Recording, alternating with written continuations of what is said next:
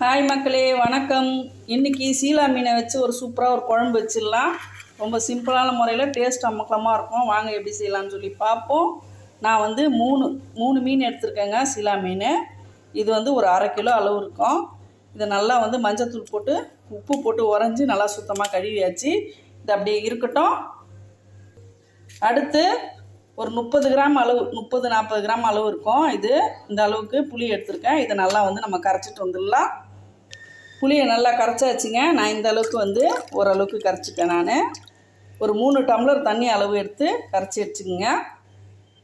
அடுத்து சாம்பார் வெங்காயம், அது வந்து ஒரு 150 கிராம் எடுத்து நான் உரித்து அதை வந்து உரலில் வந்து இப்படி தட்டி தட்டி வச்சுருக்கேங்க. நான் இந்த அம்மியில் வந்து நம்ம தட்டுவோம் இல்லைங்களா, பாட்டி காலத்து ஸ்டைல். இது மிக்சியில் வந்து அடித்தோம்னா அந்தளவுக்கு டேஸ்ட் வராது. இந்த மீன் குழம்பு வந்து இந்த மாதிரி ஸ்டைலில் ஒரு முறை வச்சு பாருங்கள், ரொம்பவே சூப்பராக இருக்கும். இந்த அளவுக்கு வந்து ஒன்றும் பாதியமாக தட்டி வச்சுட்டா போதும். நான் ஒரு 150 கிராம் அளவுக்கு எடுத்திருக்கேன். அடுத்து ஒரு 3 தக்காளி பழங்க, நல்லா பழுத்த தக்காளியாக எடுத்து கையாலேயே வந்து நல்லா வந்து இந்த மாதிரி வந்து மேஷ் பண்ணிக்கோங்க. மிக்சியில் அரைக்க வேண்டாம். இந்த மேலே கையால் வந்து நல்லா வந்து புளி கரைக்கிற மாதிரி நல்லா வந்து கரைச்சி வச்சுக்கோங்க. அதுதான் வந்து குழம்பு ரொம்பவே டேஸ்ட்டாக இருக்கும்.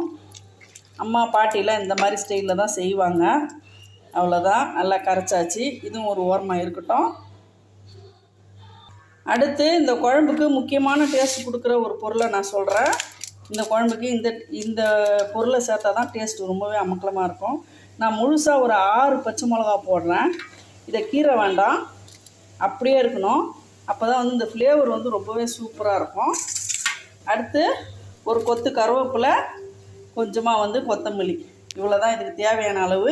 இப்போ மிளகாத்தூள் எவ்வளோ போடலான்னு சொல்லி பார்ப்போம். 2 டீஸ்பூனால் நான் வந்து 5 டீஸ்பூன் அளவு மிளகாத்தூள் எடுத்துருக்கேங்க. குழம்பு மிளகாத்தூள் வீட்டில் அரைச்சது தான். கரெக்டாக வந்து 5 டீஸ்பூன் எடுத்துக்கோங்க, அப்போ தான் கரெக்டாக இருக்கும். அடுத்து கிளிமூக்கு மாங்காய், அதுதான் வந்து மீன் குழம்பு ரொம்பவே சூப்பராக இருக்கும். அது வந்து நான் வந்து ஒரு 2-3 துண்டு கட் பண்ணி வச்சுருக்கேன். இப்போ ஒரு கடாயை வச்சுக்கலாம். அதில் வந்து ஒரு 75 மில்லி நல்லெண்ணெய் ஊற்றிப்போம். எண்ணெய் நல்லா காயட்டும். கடுகு போட்டுக்கலாம். ஒரு 1/4 டீஸ்பூன் கடுகு, 1 டீஸ்பூன் சீரகம், 1/2 டீஸ்பூன் வெந்தயம் நல்லா பொரியட்டும்.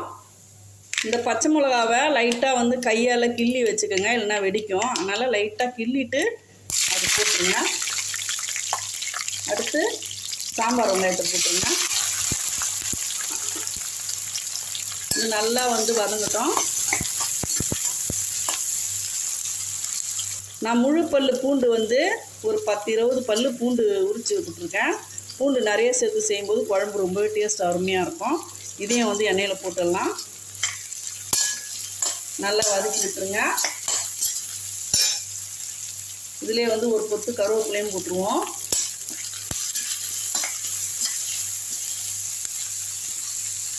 இந்த தக்காளியில் கொத்தமல்லி கொஞ்சம் பாதி கொத்தமல்லி இதில் போட்டு கரைச்சிடுங்க. மீதி பாதி கடைசியாக போகிறதுக்கு வச்சுக்கலாம்.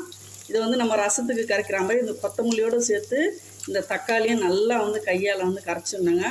ஃப்ளேவர் ரொம்பவே சூப்பராக இருக்கும். அடுத்து 2 கத்திரிக்காய்ங்க, 2 தான் போட போகிறேன் நான். ஃப்ரெஷ்ஷான கத்திரிக்காய் இந்த மாதிரி காம்போடு வந்து 4 வந்து கீறி வச்சுக்கோங்க. வெங்காயம் நல்லா வதங்கிருச்சு. இதில் வந்து ஒரு 1/2 டீஸ்பூன் மஞ்சள் பொடி போட்டுக்கோங்க. போட்டுட்டு எண்ணெயில் போட்டுருங்க. மிளகாத்தூளை போட்டு லைட்டாக வந்து வதக்கி விடுங்க. இப்போ இதுலேயே வந்து இந்த மேஷ் பண்ண தக்காளி இதையும் எடுத்து போட்டுருங்க.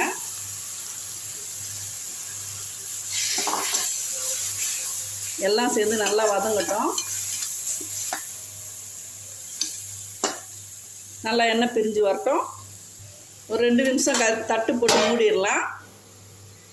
ஃப்ளேமை வந்து ஃபுல்லாக கம்மி பண்ணிவிடுங்க. அப்போ தான் வந்து தக்காளியில் இருக்கிற தண்ணி வந்து வற்றாது. 2 நிமிஷம் கழித்து திறந்து பார்ப்போம். வதங்கிருச்சா பார்ப்போம்.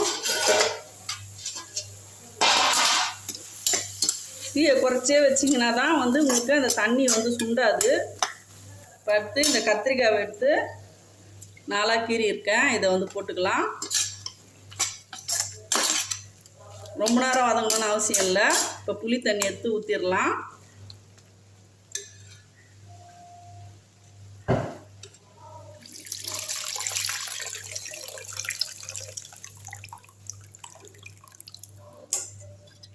கலக்கி விட்டுங்க.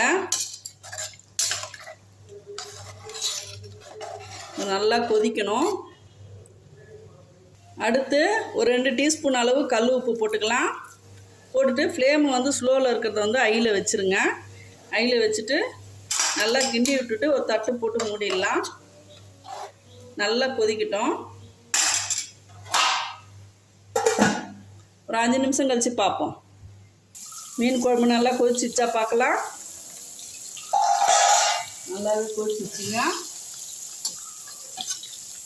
இப்போது மீனை போட்டுடலாம்.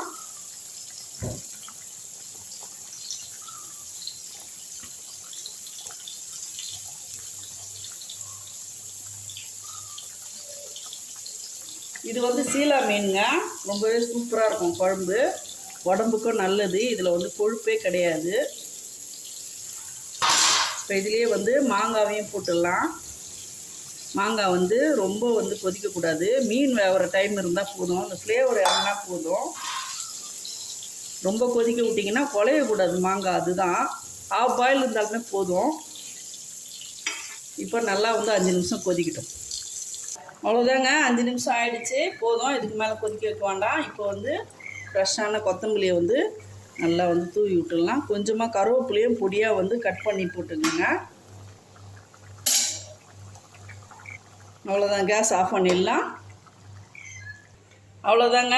இதே மாதிரி நீங்களும் வந்து கத்திரிக்காய் போட்டு ஒரு முறை வந்து ட்ரை பண்ணி பாருங்கள். கத்திரிக்காய், மாங்காய், மீன் போட்டு மீன் குழம்பு வைக்கும்போது, சாம்பார் போட்டு சேர்த்து வைக்கும்போது ரொம்ப டேஸ்ட் ரொம்பவே அமக்கலமாக இருக்கும். இதே மாதிரி நீங்களும் ட்ரை பண்ணிவிட்டு கமெண்டில் சொல்லுங்கள். என்னுடைய புது சேனலுக்கும் நீங்கள் கொஞ்சம் சப்போர்ட் பண்ணுங்கள். நான் செய்கிற சமையல் வந்து பார்த்திங்கன்னா வீட்டுக்கு செய்கிற சமையல் தாங்க. எதுவே வந்து எந்த ஒரு வெளியே விற்கிற பொருள் எதுவுமே வந்து நான் யூஸ் பண்ண மாட்டேன். வீட்டில் நானே வந்து ப்ரிப்பேர் பண்ணி செய்கிறது தான். வீட்டு முறை பிரகாரம் இருக்கும். அதனால் வந்து உங்களுக்கு முன்ன பின்ன இருந்துச்சுன்னா நீங்கள் கமெண்டில் சொல்லுங்கள். டேஸ்ட் வந்து நீங்கள் செய்து பார்த்தீங்கன்னா ரொம்பவே அமக்கலமாக இருக்கும். உடம்புக்கு எந்த கெடுதலும் வராது. கடையில் விற்கிற பாக்கெட் பொருளுங்க அதிகமாக நான் பயன்படுத்த மாட்டேன். இந்த வீடியோ பிடிச்சிருந்தா லைக் பண்ணுங்கள், ஷேர் பண்ணுங்கள், சப்ஸ்கிரைப் பண்ண மறக்காதீங்க. தேங்க்யூ மக்களே.